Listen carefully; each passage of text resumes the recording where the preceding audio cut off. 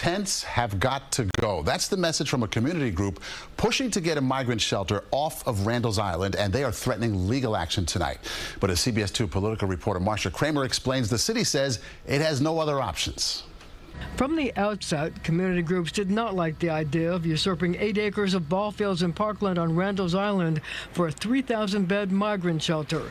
Now, after months of what one group calls violence, fights, and reports of illegal activity, the Randall's Island Park Alliance says it's time for the city to fold its tents, remove the cots, and hit the road. It is to the detriment of all those temporarily housed in the park, along with the thousands of New Yorkers being denied access to parkland, the group said in a letter to Mayor Adams. Moreover, it is illegal, and it is time for it to end. The letter insists the city violated the law by setting up the shelter without the required environmental reviews and following the legal process for using parkland for a non-park use.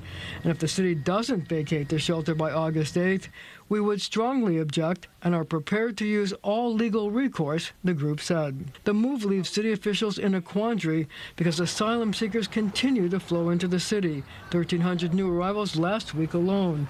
Officials say bluntly, we don't have alternatives. And so this is a way that we're able to stretch our resources and house people and really continue to keep a pace with the flow of migrants. Mayor Adams implied that the Randall's Island group was like all the other elected officials who want migrants taken care of, just not where they live. He's apparently planning to write about it. When you see some of the hypocrisy of people who are saying, bring us your tired, your weak, your huddle masses, yearning to be free, but not on my block. Marcia joins us now. So is this a lot of talk, or is this a real threat? What do we have here?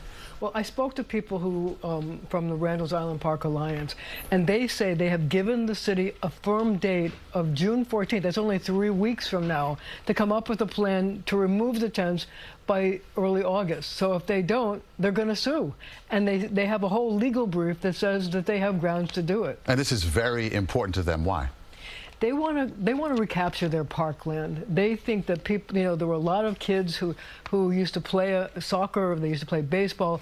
They say that 10,000 hours of parkland use are being evaporated by the use of these tents.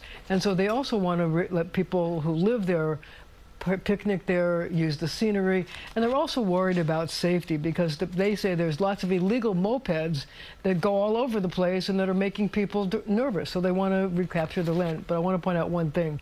The city has a problem. They're between a rock and a hard place because they don't have any place to put these people. That's what they say. Okay, Marcia, to be continued. Thank you.